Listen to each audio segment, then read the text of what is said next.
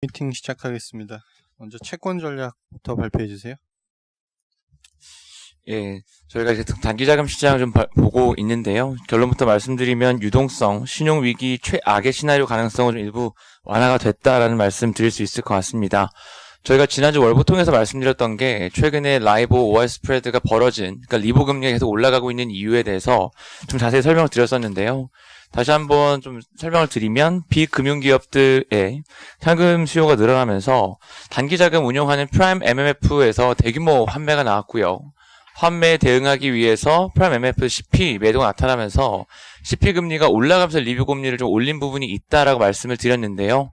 4월 1일부터 시작된 MLF, 그러니까 머니마켓 쪽에다가 단기 유동성을 공급해주는 정책이 시행되면서 최근에 지난주부터 프라임 MMF 펀드에서 환매가 이제 마무리가 좀 됐고요. 당장 내일부터 CPFF에서 실제 CP 매입이 시작이 됩니다. 그러면 저희는 이번 주에는 라이브 금리가 조금 더 하락할 수 있다라는 생각을 좀 하고 있고요. 서두에 말씀드렸던 것처럼 유동성 신용 위기의 최악의 국면은 조금 이제 가능성 완화됐다라고 보고 있는데요. 다만 어떤 게 있냐면 지난주에 JP모건에서 다시 한번 2분기 성장 전망치를 기존 마이너스 20에서 마이너스 40으로 낮추는 등 아직까지 미국의 연간 성장률 하향 조정이 이어지고 있기 때문에 사실은 뭐 주식은 뭐 기업 실적에 수렴하는 것처럼 금리는 GDP 국부에 수렴을 하게 됩니다. 아직까지 전망치 하향 조정이 이어지고 있기 때문에 뭐 신용의 위기, 유동성 위기가 완화됐다고 해서 미국 금리가 당장 올라갈 때는 아닌 것 같다는 말씀을 드릴 수 있을 것 같고요. 이제 한국 채권 시장 같은 경우에는 제가 조금 더 그때 뭐 추가 금리 인하와 장기채 매입에 대해서는 금통 이후에 말씀을 드렸던 거고, 그러면 예전에 금융위기 때 한국은행이 단순 매입할 때 어디서, 그러니까 어떤 만기에 얼마나만큼 사냐를 좀 봤는데요. 그 차트 보시면 그 금융위기 때 한국은행이 단순 매입을 집중했던 만기가 5년물입니다. 그런데 그때 당시 국고채 시장 듀레이션이 3.8년, 즉 5년물과 같았거든요. 그러니까 시장 듀레이션에 맞춰서 매입을 한다고 보시면 되는데요. 지금 우리나라 국채 시장 듀레이션 8년 정도 되니까 10년짜리 매수에 딱 맞습니다. 그래서 이번에는 10년물 위주로 살 거다라는 말씀 드리고, 과거 사례 감안시 9.2조에서 15조 원 가량 살 수 있다. 그러면 3차 추경 나오더라도 수급 부담 없으면 지금은 장기채가 유리하다. 결론 낼 수 있을 것 같습니다. 이상입니다.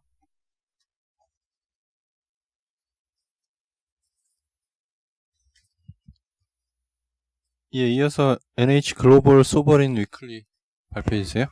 네, 지난주 그 감산 합의하고 미 연준의 공격적인 자산 매입으로 선진국 쪽은 좀 보합이었고 신흥국 달러 채권이 안정화를 좀 많이 보이고 있습니다.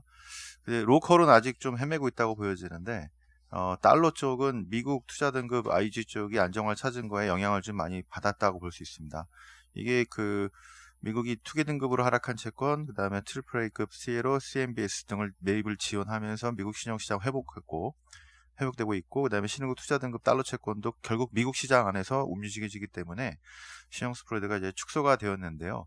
이런 신용시장의 온기는 그 신흥국 달러한테는 지금 확산이 좀 진행되고 있다고 예상하고 있고요. 로컬 시장은 조금 시간이 더 많이 필요하지 않을까 이렇게 예상하고 있습니다. 그 중에서 이제 특히 특별 나라가 멕시코 같은 데인데요. 이게 멕시코가 코로나 이제 저 감산에 그 10만 배럴밖에 안 한다고 자꾸 이렇게 비토를 놓는 이유는 그 $50에 올해 말까지 다 해지를 해놨기 때문에 그 이제 혼자 이루고 있는데, 저희들 생각에는 이게 쉽게 물러설 것 같지는 않고, 근데 다만 연말로 갈수록 하반기에 갈수록 그 해지 끝나기 때문에 연말로 갈수록 참여할 가능성이 높아진다. 지금은 해지한 거랑 그 대통령이 여기 페맥스라든가 이 석유 에너지 정책에 되게 높은 그 정책 의존도를 줬기 때문에 지금은 이게 계속 버티는 게 그런 이유 때문이다. 이렇게 말씀드릴 수 있겠습니다. 감사합니다. 네, 이어서 당초에 그 브라질 국채나 페맥스 좀 추천을 예전에 했었잖아요. 지금 뭐 상당히 좀 많이 싸져 있는 상황인데 지금 매입 시점은 어느 정도로 좀 봐야 되는 건가요? 그러면? 마이크 켜고 하시죠. 3월 8일 날 그 신흥국 로컬 채권 쪽을 다 중립으로 내렸고, 브라질 채권 로컬은 이미 작년에 중립으로 내렸는데, 저희들은 지금 중남미 쪽이 대응이 코로나 확산이 늦게 계속되고 있다고 여겨져서 제일 안 좋을 것 같아서 로컬 채권의 매입 시점은 조금 더 후에 될 것 같고요. 차라리 유가 만약에 하반기 상승이 기대되고 한다면은 맷집이 좋은 러시아 쪽이 좋아 보인다. 이렇게 생각하고 있습니다. 다음 크레딧 전략 발표해 주세요. 네, 미국 크레딧에 대한 투자 의견을 상향 조정합니다. 근거는 이제 연준이고요. 연준이 지난주 목요일에 매입 규모와 크레딧 매입 규모와 범위를 확대를 했는데 지금 연준은 크레딧 시장에서 큰 손으로 자처하고 나선 상태입니다. 그래서 전반적인 크레딧 시장의 강세가 예상이 되고 지금은 바이러스와 싸워야 할 때이지 연준과 맞서서는 안 될 때라고 생각을 합니다.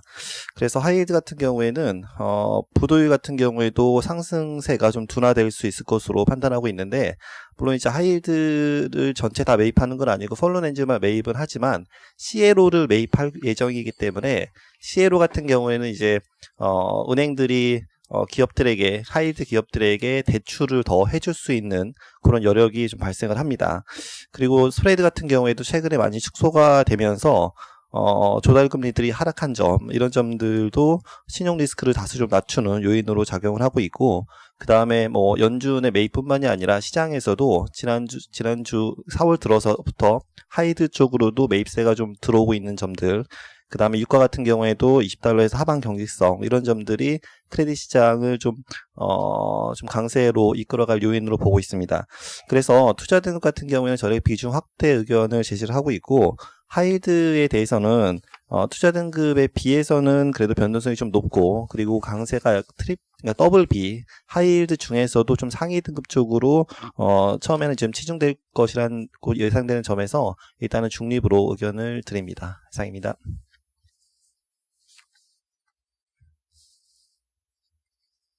네, 다음은 대체 투자 발표해 주세요.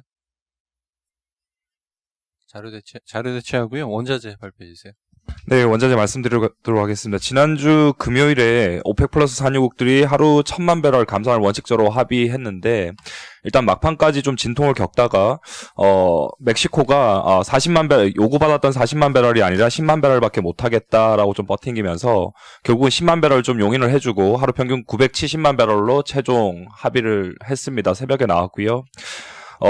사우디아라비아와 러시아가 각각 250만 배럴의 감산을 책임을 지고 나머지 산유국들이 470만 배럴 감산을 책임을 지는데, 실제적으로 명목적으로는 970만 배럴이지만 이 감산의 기준이 2018년 12월 산유량이다라는 관점에서는 지금 4월에 저희가 산유량이 사우디아라비아와 일부 산유국들을 중심으로 해서 증가했던 점을 감안하면 하루 평균 약 1200에서 1300만 배럴 정도의 감산이 될 거다라는 평가가 있습니다. 이렇게 보면 단기적으로 좀 실망감은 있을 수는 있고요. 그리고 하루 평균 2천만 배럴 이상 급감한 그런 코로나19 여파 속에서의 수요를 감안하면 당장은 공급 과잉이라고 하는 부분을 완벽하게 없앨 수는 없기 때문에 실망성 매물이 좀 나올 수는 있다라고 보는데, 저희가 유가적인 측면에서 봐야 되는 부분은 결국은 수요와 공급의 불확실성이 공존했던 구간에서 이제는 공급에 대한 불확실성은 점차 완화되는 계기를 마련했다라는 부분을 다시 한 번 더 강조드리도록 하겠습니다. 4월 후반부는 5월부터 감산이 본격적으로 시행이 되기 때문에 이런 불협화음을 조금씩 해결해 나가는 시기다라고 좀 보고 있고요. 빠르면 오늘 아니면 내일 정도로 일단 예정되어 있는 사우디아라비아 아람코의 OSP 발표가 상당히 중요한 그런 분기점이 될 거다라고 보고 있습니다. 결국은 지난달에 3월 대비 6달러 하향 조정을 하면서 석유 전쟁을 좀 예고를 했다라고 보면 사우디아라비아 5월 OSP가 그래도 마이너스 3달러보다는 다시 또 인상될 경우에는 그래도 석유 전쟁보다는 석유 시장 안정화에 대한 의지로 좀 봐야 된다라고 좀 보고 있습니다. 추가적으로 사우디아라비아를 비롯한 오펙 플러스 산유국들이 하루 평균 970만 배럴 감산에 이제 본격적으로 이제 합의를 했는데, 일각에서는 미국이라든가 캐나다 그리고 브라질과 같은 산유국들도 감산을 해야 된다라고 하는 좀 요구가 있었지만, 결국 미국은 민간 기업으로 좀 구성이 되어 있기 때문에 강제적인 감산은 불가능하다라는 평가가 있어서 결국은 자연 감산에 대한 그런 의견들이 상당히 많습니다. 그래서 미국을 비롯한 주요 산유국들, 특히 오펙 플러스 산유국들의 감산에 포함되지 않은 그런 국가들의 자연 감산이라고 하는 부분은 미국을 좀 보실 필요가 있고요. 페이지 3페이지에서 봐주시면 미국 석유 기업들을 중심으로 해서 댈러스 연은이 조사한 자료에 따르면 올해 연말에 유가가 어느 정도가 될 거냐라고 하는 전망에서는 대부분의 그런 미국 석유 기업들이 40달러에서 44.99달러 이상이 될 거다라고 좀 전망을 했고요. 반면에 유가가 $40 정도의 고차가 될 경우에는 도산 리스크는 몇 프로나 될까라고 하는 질문에 대해서는 여전히 $40 이상까지 유가가 올라가더라도 미국 석유 기업 중에 15%는 1년 내에 도산할 가능성이 있다라고 좀 답변한 부분에서 봐주시면 결국은 유가가 저희가 하반기에 $40 이상을 목표로 하고는 있지만 이 정도 수준이 되더라도 미국에서는 산유량이 자연 감산되는 그런 부분들 자체가 나타날 수 있다라고 좀 보고 있습니다. 이상입니다. 지금 이 그림 7에서 지금 1, 2년 사이에는 24%가 부도가 날 수 있다고 그래 있잖아요. 그러면은 1년 사이 15%가 합치면은 한 40%가 부도가 날 수 있네요. 2년 내에는 40%가 가능하고요. 네. 그 부분을 보여주는 그림이 그림 4번이랑 5번 그림을 봐주시면 될 것 같고요. 미국 그런 셰일오일 생산자들 같은 경우에는 기존 유정, 이미 시추해놓은 유정에서 생산하는 원가, BEP 유가는 $23에서 $36 정도면 생산할 수 있는데 미국의 셰일 유정 자체가 평균 수명이 3년 정도밖에 안 되기 때문에 캐펙스 활동을 상당히 꾸준하게 해야 된다라는 점을 보시면 될 것 같고요. 캐펙스 활동이 가능한 그런 유가 수준이라고 봐주시면 평균 $50 정도 수준은 돼야지 미국에서는 캐펙스도 좀 왕성하게 나올 수 있고 산유량 증가세도 계속 지속을 할 수 있다라고 하는 유가라고 보시면 될 것 같습니다. 그러니까 2년 내에 40%가 만약에 셰일 업체 중에 미국 석유 기업 중에 부도가 난다면은 한 2년 정도 전으로는 뭐 유가가 뭐 자연 감산이 되니까 뭐 급상승할 가능성도 높겠네요. 네. 그 부분은 사실상 이제 결국 오펙 플러스 산유국들의 감산 이제 스케줄을 좀 보실 필요가 있는 것 같고요. 결국 오펙 플러스 산유국들의 감산 스케줄 자체가 5월, 6월에는 하루 평균 970만 배럴, 그리고 하반기에는 하루 평균 800만 배럴로 좀 줄이고요. 내년부터 2022년 4월까지는 하루 평균 600만 배럴로 서서히 줄여나가는 그런 이유 자체가 결국 코로나19 여파가 끝나면 수요가 다시 또 정상화되는 구간으로 들어갈 거고, 또 오히려 수요가 정상화되는데 감산량 자체가 계속 1000만 배럴 가까이 유지가 되게 되면 유가가 급등할 수 있는 리스크가 존재할 수 있다라는 점에서 서서히 감산량도 뒤쪽으로 갈수록 좀 줄여나가는 그런 스탠스를 취하고 있다라고 좀 보시면 될 것 같습니다. 예, 이제 산업기업 분석으로 넘어가겠습니다. 먼저 바이오 산업 구한성 연구원입니다. 예, 좀 두 가지 자료를 연달아서 말씀을 드리겠습니다. 일단 한국 시간으로 토요일 금요일 밤 렘데시비르 소금류 임상 결과 발표에 관해서 기사들이 많이 나오고 있고요. 좀 그 부분을 분석해 봤습니다. 일단 길리어드가 공식적으로 하고 있는 3상은 아니고 동정적 사용이라 그래서 임의로 투여한 환자들 대상으로 지금 약효 나타나는 거에 대해서 분석 처리를 해 봤고요. 53명 데이터이기 때문에 큰 의미를 두기는 어렵습니다만 짐작은 해볼 수 있을 것 같습니다. 일단 53명 중에서 36명 환자에서 증상 호전이 나타났고 이 중에 25명은 아예 퇴원을 했습니다. 그래서 좀 일단 파지티브한 결과가 나왔다라고 볼 수가 있고요. 현재 중국에서 3상 진행 중이던 것 중에 하나는 터미네이션 됐습니다. 왜냐하면 중국에서 확진자 수가 감소했기 때문에 시비어한 환자군 임상은 중단을 했다. 더 이상 환자 모집이 되지 않는다라고 하고요. 모더레이트 환자 대상 중국 3상은 끝나서 결과가 논문에 게재되는 시점에서 확인할 수 있을 것 같습니다. 길리어드 CEO는 주말 사이에 서신을 통해서 미국을 포함한 글로벌 3상 데이터가 시비어 환자 데이터는 4월 말 발표할 걸로 기대된다라고 하고요. 모더레이트 환자 데이터는 5월 중에 확인 가능할 걸로 공식 발표를 했습니다. 논문을 좀 딥하게 보면 일단 좀 마일드한 환자군에서는 100% 호전을 보였고요. 인공호흡기를 착용한 환자에서는 71% 호전을 보였습니다. 다만 이제 삽관이라 그래서 이제 굉장히 중환자죠. 여기 기도를 열어서 이제 인공호흡기를 기계적으로 삽입하는 이런 환자군에서 호전율이 56%여서 평균치를 낮추는 역할을 했고요. 하지만 과거에 이제 칼레트라 임상 논문 이런 거 보면 칼레트라 같은 경우는 코로나 환자 아예 그런 심각한 환자는 이제 포함을 안 시켰습니다. 근데 이제 렘데시비르 같은 경우는 그런 삽관까지 하는 심각한 환자까지 포함했을 때 호전이 조금씩 나타나고 있기 때문에 이 데이터가 뭐 안 좋게 해석할 만한 이러한 부분은 없다라고 보고요. 부작용은 23% 정도 나왔는데 간수치 상승이요. 이거는 이제 에볼라 치료제 개발 중에 임상 1상에서 정상인에서 나타났던 수치와 유사한 수준으로 코로나 환자에서 새롭게 발견된 심각한 부작용은 없다고 봅니다. 임상 환자군이 53명에 불과해 렘데시비르의 효능을 입증하지는 못하는 한계가 있다라는 과학자의 겸손한 표현을 마치 렘데시비르가 약효가 없는 것처럼 오인하는 이러한 기사들 조심하셔야 된다라는 판단이고요. 뒷장 보시면 지금 요번에 그 글로벌 3상 그 환자 수가 좀 확장됐습니다. 기존에 1000명에서 4000명으로 확장이 됐고, 아직은 뭐 어떤 환자군에서 얼마나 약효를 보일지, 지금 불확실한 상황에서 계속 임상을 진행하고 있기 때문에, 요번에 동종족 사용 임상 데이터 등을 고려하면, 좀 더 시비어한 환자들, 심각한 환자들을, 그 임상 환자 수를 대폭 늘렸다는 점에서 렘데시비르가 굉장히 심각도가 높은 환자까지도 임상이 확장되는 양상으로 보고 있습니다. 그 다음에 길리어드 약 외에도 이제 후속 약들이 항체 의약품들이 다수가 임상 3상을 진행하고 있고요.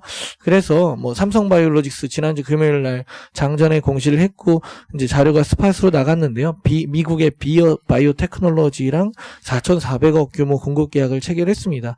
지금까지 확정 금액만 공시했기 때문에 지난 3년간 동사의 공시를 보면 4천억 이상의 4천억 이상의 계약 규모는 딱 2건만 있었고요. 요번에 이제 3번째 대규모 수주 공시가 나왔습니다. 그래서 바이오테크놀로지는 하반기에 임상에 착수할 예정이고, 이거 외에도 뭐 다른 항체 의약품들이 코로나 치료제로서 임상이 확대된다면 뭐 수주에 대한 기대감은 계속 높아지고 4공장 증설 계획 또한 가시성이 높아진다라고 판단을 합니다. 이상입니다. 약효가 없는 것처럼 오인할 필요가 없다라고 말씀하셨는데, 좀 네거티브하게 나온 기사들 보니까 36명의 호전된 환자들이 실제로 이제 다른 약하고 같이 병용해서 투입했다. 그래서 렘데시비르만의 약효로 보기가 힘든 거 아니냐, 뭐 이런 기사들도 있더라고요. 맞습니다. 지금 뭐 환자 수가 적기 때문에 그런 논의 자체가 사실 무의미하고요. 이게 정말 이 약 때문에 효과인지, 뭐 자연 치유에 의한 효과인지, 다른 약에 의한 효과인지 보려면 아무래도 이제 대규모 글로벌 3상 데이터가 나와야 될 것 같습니다. 그것도 하나 주말에 나온 뉴스 중에 코롱 인보사 뉴스 나왔던데, 뭐 기사 예생 이렇게. 예, 뭐 1년 전부터 이제 뭐 많은 논란을 야기했고요. 근데 이제 뭐 저는 1년 전에도 이제 생각했던 것이, 이제 미국과 한국 식약처의 기준이 좀 다르기 때문에, 그러니까 뭐 얼마 전에 그 졸겐스마라고 유전자 치료제 그 전임상 데이터 조작 사건이 불거졌거든요. 근데 이제 졸겐스마는 이미 허가까지 받아서 팔리고 있는 신약이었고, 근데 이제 전임상 데이터가 조작이라 해서 그럼 이 약이 허가 취소됐느냐? 아닙니다.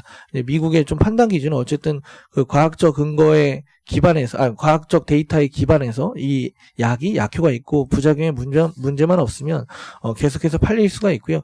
그런 관점으로 보면 인보사 또한 물론 이제 그 원료 관리 관점에서 보면 엄청난 실수가 있었고 착오가 있었는데요. 이게 정말로 약효가 있는지 부작용이 심각한지를 판단해 보려면 뭐 지금까지 1상 2상 데이터에서는 큰 이슈가 없었고, 대규모 3상을 진행하는 데 있어서는 뭐 이 임상을 중단시킬 만한 막을 만한 사유는 없다라고 판단한 것으로 보입니다. 그래서 다만 이제 당초 예상보다는 3상이 굉장히 길어질 수 있다는 가능성은 내포하고 있고요. 그래서 임상이 재개가 되면 뭐 이 기업의 계속 가능성에 대해서도 높아진다라고 봅니다. 예, 다음은 반도체 산업 도현의 연구원입니다. 예, 지난주에 그 인텔의 CEO가 인터뷰를 했는데요. 이 코로나19 영향으로 오히려 PC 수요가 양호하다 이렇게 얘기를 했습니다. 그래서 실적에 대해서 기대한다고 얘기를 했고요. 서버 시장이 좋다라는 거는 많이 말씀드렸는데, 이제 PC도 최근에 나오는 데이터들 보면 상당히 좀 양호한 수준이고요. 한국의 3월 셋째 주에 노트북 PC 판매량이 2월 대비해서 한 52% 증가했고, 데스크탑 PC도 뭐 한 32% 증가했습니다. 뭐 이유는 다들 뭐 짐작하시겠지만 뭐 재택근무 수요라든지 최근에 뭐 온라인 계약 뭐 이런 것들, 교육 이런 수요 때문에 최근에 PC 수요가 상당히 좀 양호합니다. PC 수요가 좀 증가하고 있는데 그 공급은 좀 부족하면서 CPU라든지 뭐 SSD 이런 그 부품들 가격이 많이 올라가고 있고요. CPU는 원래 별로 가격 변동이 일어나지 않은 제품인데 한 12% 정도 작년 12월 대비해서 올라갔고 SSD도 1월 달 대비해서 지금 한 23% 정도 올라가 있는 상황입니다. 그 글로벌 이제 전망 기관들이 그 코로나가 터지면서 PC가 많이 안 팔릴 거다 이렇게 전망들을 많이 했거든요. 카날리스라는 기관은 1분기가 전년 대비해서 한 21% 감소하고 2020년에는 9% 정도 줄어들 거다 이렇게 예상을 했고 가트너랑 트렌드포스도 19%, 24% 올해 줄어들 거다 이렇게 얘기를 했습니다. 근데 최근에 데이터 나오는 거를 보면 오히려 생각보다 PC 수요가 상당히 좀 괜찮다 이렇게 데이터들이 나오고 있습니다. 1분기에 D램 고정거래 가격 4% 정도 올라갔고 2분기에는 한 10% 이상 올라갈 수 있지 않을까 그렇게 생각하고 있습니다. 이상입니다. 기존 전망에서 좀 상향 조정된 건가요? 좀 D램 가격 수치는요? 기존 전망 그대로고요. 1분기는 이제 끝났고 2분기도 10%인데 PC D램이 한 13% 정도 올라가고요. 서버가 20% 그리고 모바일이 플랫 그래서 합쳐가지고 한 10% 정도 올라갈 것 같습니다. 예, 다음 자동차 산업 말씀드리겠습니다. 지금 중국에서는 코로나19 영향이 이제 피크를 치고 좀 완화되고 있는 상황이고요. 그래서 자동차 수요 감소 폭이 뭐 좀 줄어들고는 있습니다. 뭐 여전히 3월 달에 중국은 마이너스 40% 정도 감소했고요. 2월 달에 거의 가동이 안 됐었기 때문에 조금씩은 이제 감소율이 줄어드는 그런 모습들이 나오고 있고요. 4월 말이나 5월 초 양해에서 정부 측의 수요 진작책 기대 등도 지금 기대가 되고 있는 상황입니다. 데이터상으로는 뭐 사실 지금 테슬라가 모델 3 출시하면서 굉장히 지금 좋고요. 지금 3월 달에 10,000대 넘어가서 모델 3 같은 경우에는 뭐 성공적으로 시장에 진입을 한 것 같고요. 올해 상해 공장에서 한 15만 대 정도 사업 계획 이야기했었는데 아마 그 부분이 무난히 진행될 수 있지 않을까라고 지금 생각이 됩니다. 지금 현대기아차도 시장에 준해서 지금 감소율은 줄어들고 있는 상황이기 때문에 뭐 중국은 전반적으로 2월 달에 최악의 상황에서 벗어나서 조금씩 좋아질 거다라고 볼 수 있을 것 같고요. 뭐 다만 이제 그 미국이나 유럽 같은 글로벌 공장은 셧다운이 계속 연장이 되고 있는 상황이기 때문에 전반적으로 서플라이 체인이나 뭐 이런 쪽의 실물 측면에서의 어떤 그 어려움들은 이제부터 시작이라는 점에서 뭐 최근에 이제 금융시장하고 실물하고 좀 괴리가 좀 있는데요. 주가는 좀 많이 반등했는데 산업적으로는 이런 불확실성이 조금 더 본격화될 수 있는 구간으로 들어가고 있다라고 생각하고 있습니다. 이상입니다. 예, 다음은 철강 산업 발표해 주세요. 네, 포스코 스파부터 말씀드릴게요. 1조 원 규모 자사주 신탁 공시를 금요일 날 했고요. 향후 1년 동안입니다. 계약 기간은. 주주가치 재고와 주가 관리라고 목적은 밝혔고, 4월 10일 종가 기준으로 할 경우에 1조로 다 매입을 하면 지분은 한 6.4%에 해당이 되고요. 기존에 8.1%의 자사주를 보유하고 있어서 총 매입을 다 하게 되면 14.6%가 되고 지금 국민연금이 11.8% 되고 있으니까 이걸 넘어서는 비중이 됩니다. 그리고 지금 현금을 보면 2019년 말 기준으로 별도 기준 8.8조 원의 현금성 자산을 가지고 있고요. 부채를 제외하면 순현금 자산은 2조 4천억 정도로 추정이 됩니다. 그리고 이 신탁 계약이니까 아시다시피 1조 원을 다 매입할지는 아직 뭐 이게 확정된 건 아니고요. 주식시장 상황이나 포스코 경영진의 의지에 따라 달라질 거라고 생각을 하고 있고요. 다만 이제 좀 여기서 기대해 볼 만한 거는 첫 번째는 지난번 주가가 뭐 14만 원 뭐 이렇게 내려갔었는데 이제 그 정도까지 갈 일은 별로 없을 것 같다. 그렇게 되면 또 이제 자사주 매입 자금이 들어올 테니까. 그리고 두 번째는 10,000원 배당을 작년에 줬었는데 실적이 좀 나빠질 것 같으니까 이 우려가 좀 있는데요. 이 정도로 하는데 10,000원 배당은 유지하지 않겠냐는 기대도 높아질 것 같습니다. 그렇지만 저희가 이제 봐야 할 부분은 경기 침체가 이제 장기화되고 이제 이런 영업 환경이 변수가 될 거고요. 그리고 이런 상황이 이제 계속되면 자사주 매입 자체가 대규모 자금을 쓰는 게 향후엔 좀 부담이 될 수가 있겠죠. 이렇게 생각을 하고 있고요. 이어서 그 철강 산업 리포트 말씀을 드리면, 사실 이제 제목 자체가 이제 코로나 이후를 좀 생각을 해본 건데, 이제 저희 뭐, 아직 진행 중이긴 하지만, 그래도 그 다음을 좀 대비를 해야 되는데요. 저희는 이제 그 고려아연에 대해서는 목표 주가 55만원 유지를 했고요. 그 다음에 포스코는 기존 28에서 23만원으로 내렸고, 현대제철은 38,000원에서 27,000원으로 하향을 했습니다. 지금 코로나 사태가 진행되는 과정에 저희가 철강업 산업의 그 기업들 중에서 본 거가 있다면 첫 번째는 PBR 0.1배까지 주가가 떨어지더라는 거죠. 그러니까 뭐 리플레이스먼트 코스트 자체가 의미가 없습니다. 예, 이런 상황을 보았고요. 두 번째는 중국의 철강 재고가 사상 최고로 올라갔다는 거고요.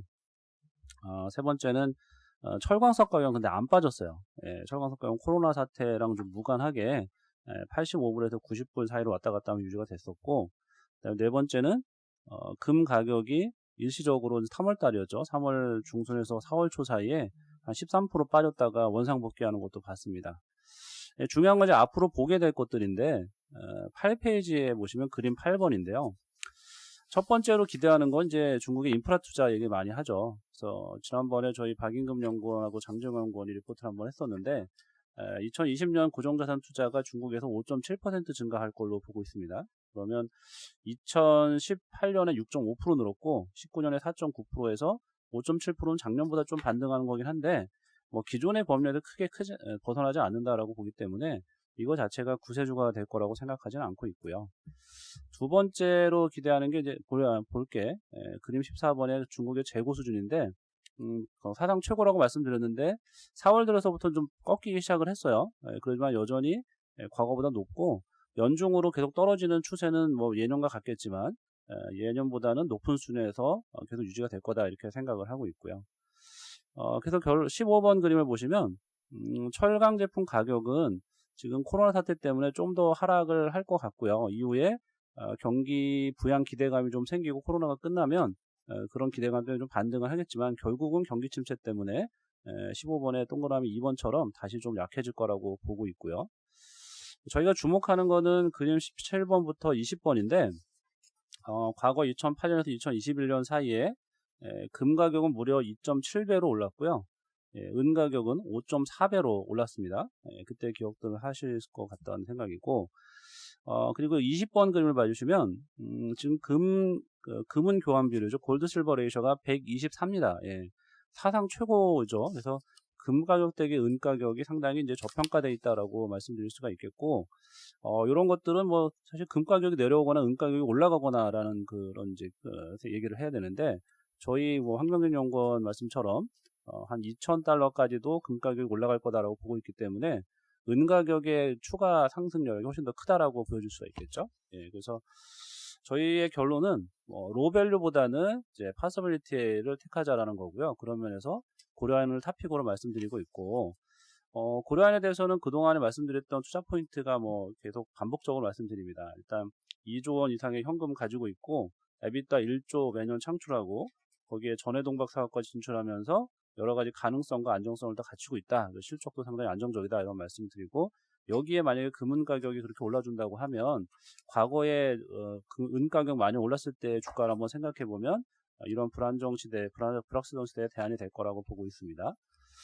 포스코는 하나 좀 말씀드릴 게 있는데요. 포스코는 테이블 하나 좀 봐주시면 좋겠는데 26페이지의 표 3번을 보셔야 됩니다. 이게 그 토요일 날죠. 매일경제 1면에 나왔던 게 이제 재고가 쌓이면서 철강업체들의 감산을 고려하고 있다 이런 기사가 났었는데요. 실제로 저희는 포스코가 올해 철강 판매량이 연간으로 한 5.8% 정도 작년보다 줄어들 것 같고요. 상반기에는 한 8.3% 정도 작년 대비 줄어들 거로 봅니다. 그리고 언급되는 게 2008년 금융위기 때랑 좀 비교해서 언급이 되고 있는데 그 당시에도 2008년 대비 2009년에 약 9% 정도의 판매량이 줄었었고요. 가격은 3%가 그때 빠졌었는데 그때 환율이 한 16% 정도 올랐습니다. 그래서 실제 환율 감안하면 가격 하락폭이 상당히 컸겠죠. 매출액도 한 12% 정도 줄었었고 영업이익은 6조 5천억에서 3조 2천억 절반 정도가 됐었는데요. 저희도 그래서 그런 과거 경험도 있고 또 지금 상황이 그때랑 만만치 않다라는 여러 가지 전망들도 있기 때문에 감안해서 목표 주가도 내렸고요. 네, 현대제철도 앞서 자동차 쪽 말씀 계셨는데 중국 쪽은 조금 올라오는 것 같아서 그나마 좀 다행인데 여전히 유럽이라든가 미주 쪽에서 공장 가동이 지연되고 있고, 아시다시피 현대제철은 현대기아차의 노출이 상대적으로 크죠. 그래서 그런 부분들을 감안하면 TP를 내리지 않을 수 없고요. 다만 0.2배가 안 되는 0.15배의 PBR은 아직은 정상화되지 않은 것 같다라는 관점에서 투자 의견은 바이를 유지했습니다. 네, 이상입니다. 포스코 같은 경우에 자사주 1조 매입하게 되면은 그만큼 배당 상향은 떨어질 수밖에 없는 거 아닌가요? 배당 가능 자본 자체가 좀 줄어들잖아요. 그럴 가능성 좀 없다고 보시나요? 일단은 말씀하신 대로 저도 그게 좀 고민인데요. 그러니까 이 돈을 사실 뭐 자사주 매입하는 데 쓰는 게 맞는지, 아니면 좀 더 그 준비 자금을 갖고 있어야 되는 건지, 그런 논란이 좀 있을 거예요. 근데 아마도 제 생각에는 사실 뭐 회사의 배당 가능 이익이라는 건 기존에 쌓여있던 그 누적 자본금도 사용할 수가 있기 때문에 그런 이슈는 아닌 것 같고요. 경영진의 의지 같은데, 그래서 이걸 경영진 판단이 있는 돈을 뭐 이 비상사태를 대비해서 쓸 거냐, 아니면 우리는 비상사태에 대비할 준비가 다 되어 있으니 이 정도를 주주를 위해서 쓸 거냐, 뭐 이 정도의 차이인 것 같고, 그 자사주 매입을 뭐 말씀드렸지만 신탁이기 때문에 다 안 살 수도 있어요. 그래서 제가 보기에는 주가가 급락을 하면 자사주 매입하는 양이 늘어날 거고, 그렇지 않고 주가가 뭐 지금 수준이 기준이 좀 되겠죠. 여기서 좀 안정적으로 움직이거나 좀 우상향한다 그러면 뭐 이걸 굳이 다 안 살 수도 있지 않나, 이렇게 생각하고 있습니다. 후각 가능성도 좀 있을까요? 뭐 경영진의 의지나 이런 부분 감안하면. 아직 뭐 이게 아시다시피 신탁 자체가 6개월 이후에는 해지할 수 있고, 지금은 이제 1년 계약을 해놨는데 뭐 굳이 해지 안 하고 1년 동안 가겠죠. 그러면 자사주를 어떻게 사용할지는 1년 후에나 결정할 수 있는 거고, 과거에도 소각했던 경험이 있습니다. 그래서 뭐 소각 가능성이 없진 않아요. 뭐 지분이 14.6%까지는 올라가기 때문에 다 산다고 하면 소각 가능성도 있는데, 그 부분은 제가 보기에는 이제 얼마나 많이 살지를 일단 거기를 보고 판단을 해야 될 것 같아요. 예, 다음은 대림산업 LS전선 아시아 이민재 연구원입니다. 예, 대림산업 먼저 말씀을 드리겠습니다. 일단 투자 의견 바이 유지하고요. 목표 주가는 이제 104,000원으로 하향 조정했습니다. 근데 이제 저희가 봐야 되는 거는 업계 평균 대비 낮은 해외 수주 비중, 그 다음에 유가 하락으로 인해서 NCC 등 화학 부분의 실적 개선 가능성이 2분기부터 있다라는 거고요. 그 다음 마지막으로는 자회사업병이랑 수급 관련된 이슈로 이제 지배구조 개편 기대감 등이 이제 불거지고 있다라는 점에서 업종 내에서 최선 수주로 좀 말씀을 드리겠습니다. 일단 3페이지부터 목표 주가 변동 내역 좀 잠깐 간단히 설명드리면요. 일단 건설사들은 아시다시피 수주를 받은 다음에 2, 3년 후에 매출이 발생하는 구조라 현재 발생하는 매출은 2, 3년 전 매출이고, 그다음에 지금 받는 수주는 2, 3년 후에 매출에 영향을 받습니다. 그렇기 때문에 지금 이제 수주가 어떻게 되느냐, 코로나로 인한 영향을 굳이 따진다면 그쪽에서 좀 확인할 수가 있을 것 같고요. 국내는 아시다시피 이미 재건축 재개발 관련된 규제들이 정부의 규제가 계속 되고 있기 때문에 수주 달성률이 코로나 자체가 이제 수주 양 자체에 영향을 준다기보다는 시점 자체를 좀 미룬다라는 정도로 생각을 하면 될 것 같고요. 그래서 달성률은 국내 쪽은 80% 정도 가정을 했고요. 그 다음에 해외 같은 경우는 이제 기본적으로 코로나뿐만 아니라 유가도 낮기 때문에 프로젝트가 아예 길게 연기되거나 아니면 취소될 가능성도 높다라고 보고 있습니다. 그래서 그런 측면에서 40%를 넣어놨는데, 대림산업의 신규 수주 C 부분을 보시면은 해외 쪽 비중은 14%밖에 안 됩니다. 그렇기 때문에 상대적으로 실추할 가능성은 높지 않다라고 판단을 하고 있고요. 타겟 PBR 기존에 0.9배 정도 적용을 했던 걸 수주 달성률에 비춰서, 이제 실주율에 비춰서 이제 할인을 해서 0.68 적용해서 104,000원으로 말씀을 드리고 있습니다. 왜 해외 쪽이 사실 이슈가 되냐면, 지금 입국 금지나 제한이 대부분 좀 진행이 되고 있습니다. 그래서, 수주를 위한 영업 활동을 전혀 하고 있지 못한 상태고요. 특히 중동 국가들도 그렇습니다. 그렇기 때문에 일단 연기되는 건 당연한 상태에서 유가가 낮아지니까, 영향이 있는데, 이게 과거 2014년, 15년 넘어가면서 글로벌 EPC들 주가나 수주량 보면은 거의 비슷하게 움직였습니다. 뭐냐면 유가가 낮아지고 빠르게 리바운드가 나오지 않으면서 기존의 프로젝트들이 대부분 취소되거나 아니면은 좀 연기됐었거든요. 그래서 그런 현상들이 당분간은 좀 나타날 수 있다라고 판단을 하고 있습니다. 반면에 국내 쪽 같은 경우는 아까 말씀드렸던 것처럼 총회가 연기되는 수준에서 지금 현재 계속 좀 이루어지고 있기 때문에 그리고 기존에 받았던 수주들, 특히 대림 같은 경우에 성수동 쪽성 오피스 등을 포함한 기수주 물량만 국내에 1조 이상 되기 때문에 그리고 분양 같은 경우에도 5월 이후에 대부분 시작할 예정이라 영향 거의 없다라고 보고 있고요.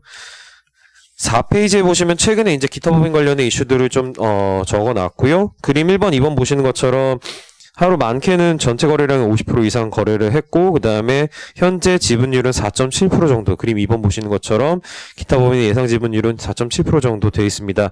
이런 일이 발생한 이유는 5페이지의 그림 3번 보시는 것처럼 대림산업의 화학 부문과 건설 부분의 이제 덩치가 좀 비슷해졌다라는 것 때문이고요.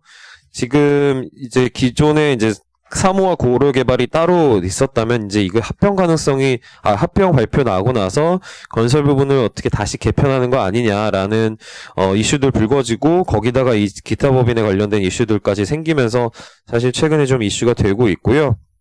다만 이제 시장에서 기대하는 가장 좋은 그러니까 원하는 그림인 한진칼 같이 이제 경영권 분쟁이 있어서 건설 부분만 따로 떼온다, 이런 거를 단기간에 보기는 좀 어렵다라고 보고 있고요.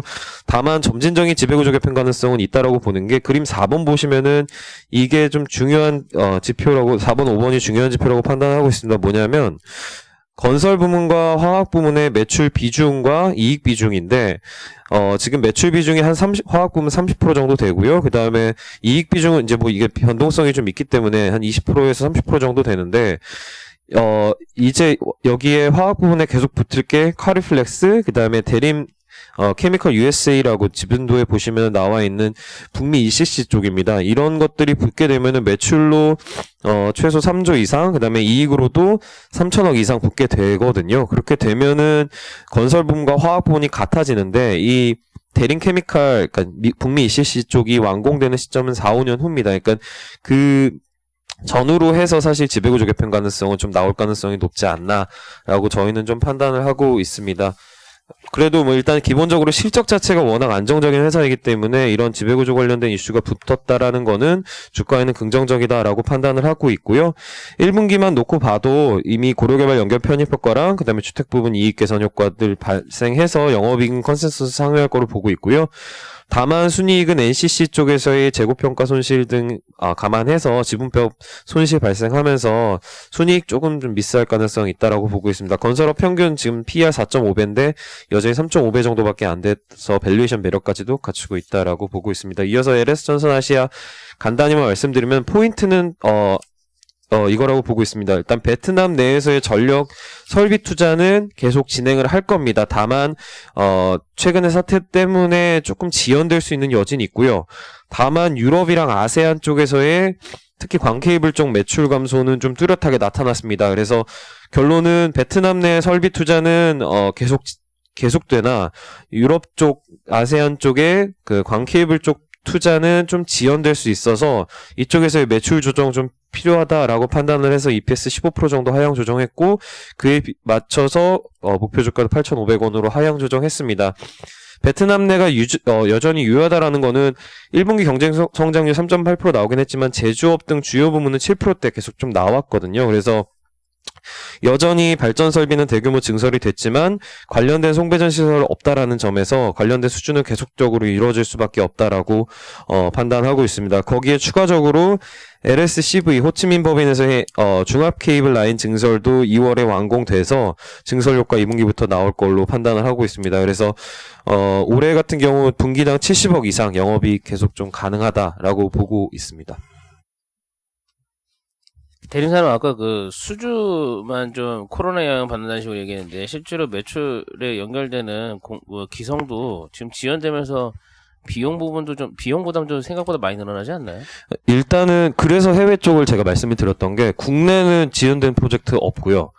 거의 1000개 현장 중에 5개 현장 내외로 좀 판단이 파악되고 있습니다. 그게 어떤 데이터에서 볼 수 있냐면 시멘트 출하량을 보면 알 수 있거든요. 근데 시멘트 출하량이 전년 1분기 그리고 당초 계획이랑 거의 유사하게 흘러가고 있습니다. 그래서 시멘트 출하량에서 이슈가 없다라는 거는 국내 쪽에서 공사들은 정상적으로 진행이 된다라는 얘기로 볼 수 있고, 해외에는 말씀하셨던 내용들이 발생할 수 있기 때문에 해외 비중이 높은 건설사들은 아무래도 타격을 받을 텐데, 말씀드렸던 것처럼 대림은 지금 15%도 안 되고 실제 매출에서도 10%도 안 되는 수준이기 때문에 그리고 거의 대부분 공사 현장들이 끝났거든요. 그래서 영향 거의 없다라고 보셔도 될 것 같습니다. 5페이지에 지분관계, 대림산업이 지금 결국 여기 나와 있는 거로는 한 22% 정도밖에 안 되잖아요. 요 지분관계를 좀 설명 좀 해주시죠.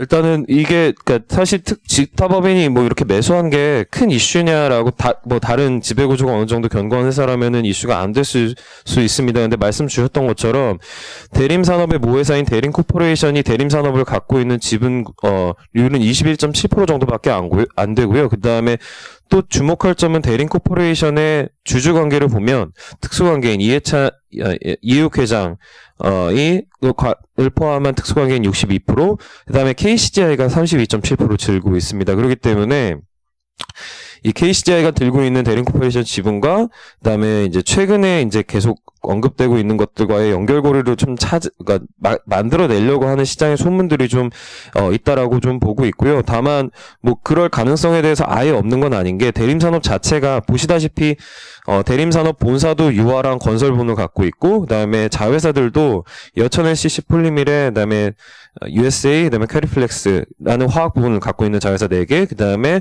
건설 부분을 삼호 고려개발 대림 CNS 이렇게 또 갖고 있다라는 것 자체가 시장에서 이 두 부문을 분사해서 뭐 어떤 시나리오를 짤 수 있는 거 아니냐 이런 계속 언급들이 나오고 있는 건 이런 지배구조와 관련된 이슈 때문이라고 좀 보고 있습니다. 근데 이런 부분들은 사실은 저희는 이제 기존의 그러니까 분할을 해야 되는 시점 자체는 어느 정도 화학이랑 건설 부분의 덩치가 비슷해졌을 때라고 판단을 하고 있어서 이거를 단기적으로 좀 보기는 좀 어렵지만 뭐 그래도 이런 이슈들이 불거진다라는 건 당연히 주가에는 긍정적이다라고 판단을 하고 있는 중입니다. 예, 다음은 KB금융지주랑 보험 조보람 연구원입니다. 네, 지난주 금요일 오후 KB금융지주가 공시통해서 프루덴셜 코리아와 주식 매매 계약 체결했음을 밝혔는데요. 취득 가격은 2조 2,650억 원이고요. 장부가 기준으로 계산해보면 약 한 0.7에서 0.8배 사이 정도로 나오고, 이것은 신한이 오렌지라이프 매입했었던 가격 1.08배보다는 저렴한 가격으로 보입니다. 일단 저희가 기존에 1월에 발표했었던 그 분석 리포트를 잠깐 리마인드 해드리면 KB가 프루덴셜 생명 인수에 성공할 경우 기본적으로 ROE 개선 효과는 한 40에서 50bp 정도, EPS 상승 효과는 4에서 5% 정도로 저희가 추정을 했고요. KB금융 경영진의 또 애널리시스에 따르면 CET 기준, 즉 자본 비율 변화는 한 70에서 80bp 정도밖에 하락이 되지 않고 이중 레버리지 비율 130% 이하 유지 가능하고요. BIS 비율도 14.5% 정도 여전히 양호한 수준 유지 가능한 것으로 보입니다. 펀딩 방법은 회사에 따르면 KB금융지주에 따르면 신종자본증권 추가 발행, 회사채 발행, 계열사 배당 등을 통해 조달할 예정이고요. 뭐 새로운 사실은 아닙니다. 저희 다 알고 있는 사실이고요. 저희가 포커스해야 되는 부분은 사실 최근 분위기 자체가 글로벌하게 이 규제 당국이 은행들의 배당 지급 중지 요청하고 있고 자사주 매입 자제를 공고하는 분위기입니다. 한국 역시 이러한 흐름에 동참할 것으로 저희가 보고 있는데요. 이렇게 직간접적으로 주주환원 자체가 쉽지 않은 상황에서 잉여 자본 활용을 통한 우량 비은행 자산 확대는 저희는 긍정적이라고 보고 있습니다. 그래서 전반적인 이 딜 자체가 뭐 너무 좋다, 뭐 진짜 주가 많이 반등할 수 있는 기회다라고 말씀드리긴 좀 어렵지만 살짝 뉴트럴해서 파지티브한 것으로 저희 해석하고 있습니다. 보험 측면에서 봤을 때는 이번 딜이 시사하는 바는 일단 자본 적정성이 높은, 즉 인수 후에 추가적인 자본 확충이 필요하지 않은 그런 우량 보험사의 경우에는 업황이 아무리 어려워도 높은 기업 가치를 인정받을 수 있다라는 계기를 다시 한번 이번에 확인한 것으로 판단하고 있습니다. KB 여전히 저희 은행 섹터 안에서 최선 호주입니다. 이상입니다. 그 생보사들이 지금 결국 좀 자산 부채 듀레이션 이슈 때문에 뭐 솔직히 PBR 지금 0.1배 이렇게 받고 있는 상황에서 프루덴셜은 뭐 그런 쪽에서 다른 생보사들 대비 상대적으로 조금 덜한 편인 건가요? 좀 이렇게 좀 밸류에이션이 상대적으로 좀 높게 받은 거는 프리미엄을 좀 많이 준 거 아닌가 이런 느낌이 들기도 하는데. 일단 뭐 경영권 프리미엄 저희 생각해야 되고요. 두 번째로는 상당히 기업 내용이 좋습니다. 물론 또 이 네거티브 듀레이션 역마진 구조를 안 갖고 있다고 할 수는 없죠. 왜냐면 많이 판매를 했으니까요. 그렇지만 상위 탑 3 생보사에 비해서는 좀 양호한 것으로 알려져 있고 자본 비율이 일단은 너무 좋습니다. 뭐 가장 우수한 회사 중 하나이기 때문에 인수 후에 이 변화하는 규제 환경에 맞춰서 감안했을 때에도 여러 가지를 다 감안해도 자본이 1조 이상 남는 것으로 알려져 있어서 이런 측면에서는 인수 후에 추가적으로 자본을 더 투입해야 하는 그런 리스크는 전혀 없는 것으로 판단하고 있습니다. 그래서 매우 긍정적이라고 보고 있습니다. 그런 측면에서는. 다음은 해외 기업 심남회로 장재혁 연구원입니다. 예, NH글로벌 스탁스텐에 3월 27일에 편입된 중국 1위 통신용 PCB 생산 기업인 심남네오가 이제 1분기 실적을 발표했는데요. 코로나 사태로 인해서 춘절 연휴 연장, 조업 재개 지연에도 불구하고 전방 산업이 수요가 증가했고, 그리고 고가 제품이 이제 5G 관련 제품 비중 확대에 따른 ASP 상승, 그리고 공장 가동률 상승에 힘입어서 양호한 실적을 발표했습니다. 또한 이제 중국 같은 경우 이제 신형 인프라 투자 이제 확대한다는 얘기들이 계속 나오고 있는데요. 중국의 3대 통신사인 올해 이제 5G 기지국 60만 개 건설할 계획이고, 그리고 트래픽 급증에 따라서 데이터 센터 수요가 증가하고 있고, 그리고 회사 같은 경우 올해 생산력을 이제 확대합니다. 그래서 이제 신규 공장 가동률 상승에 따라서 실적 증가가 기대됩니다. 이상입니다. 예, 이상으로 모닝 미팅 마치겠습니다.